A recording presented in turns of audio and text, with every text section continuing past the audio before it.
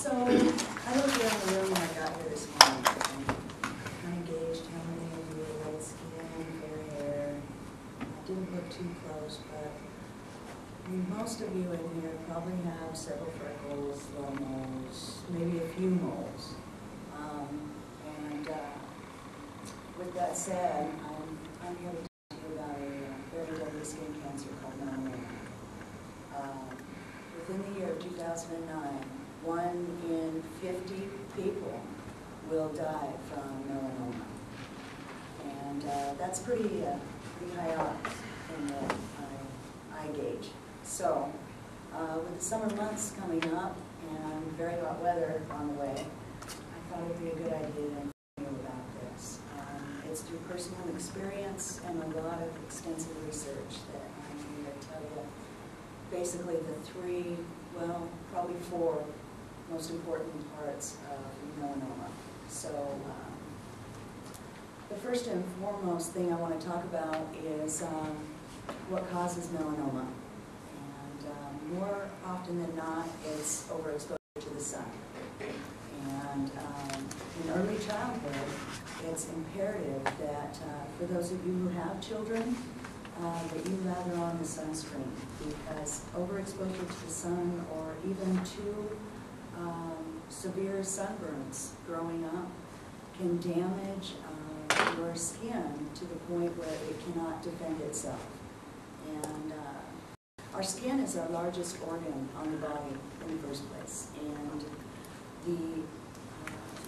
the cells that create melanoma are called melanocytes, and they feed what's called melanin.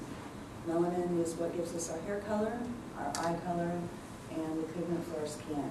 It also allows us to tan, and there is some sunblock in melanin. The unfortunate part is that if you go to tanning beds, or if you have had serious exposure to the sun growing up, you can damage that melanin, and there is no repair. As you get older, it may not seem like having baby oil slathered on growing up or spending an awful lot of time out in the sun did anything to your skin.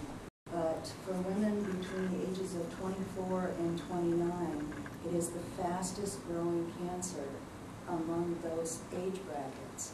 So I want you to be aware of that, and I know there's many of you in here that are between those ages.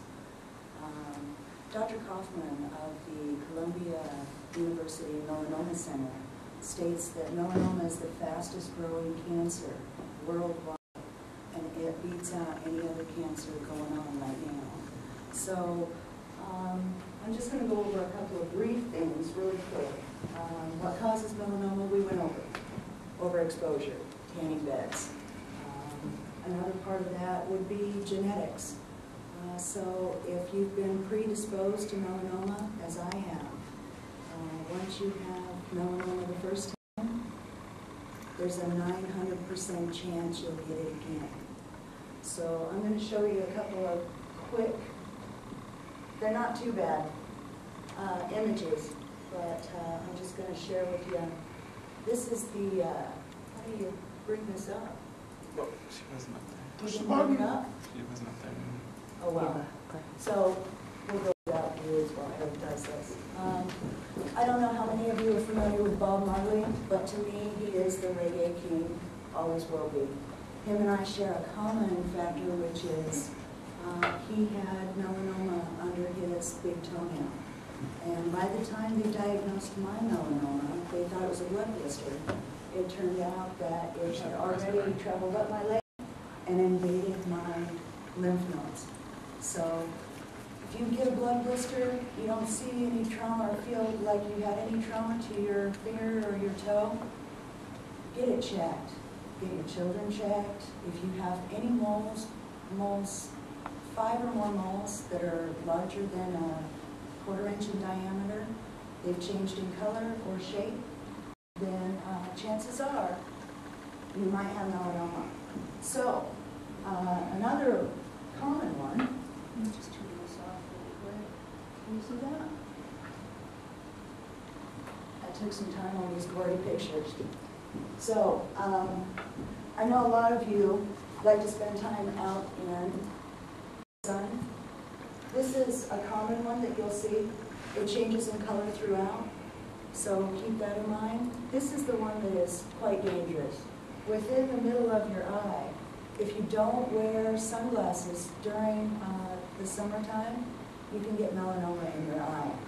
So that's it for the gross pictures. So let's talk about prevention really quick. It's a little unrealistic, but I have to go over this with you guys. So between the hours of 10 a.m. and 2 p.m., put on sunscreen that is SPF 30 to 45. That gives you 300 to 450 minutes before you have to apply it again. The other thing is wear long sleeves whenever possible. I know that sounds unrealistic, so slather on some extra sunscreen. Get your kids to put on sunscreen because I don't want anyone in here to have to go through the kind of thing I've had to go through. So in 2009, I've already had 2 surgeries, 16 weeks of radiation, and 4 weeks of chemotherapy. So I don't want that for any of you or any of your kids. It's going to be a hot week out there. Put on some sunscreen. Try and stay out of the sun between 10 a.m. and 2 p.m. And I'd like to see the rest of you around for a very long time.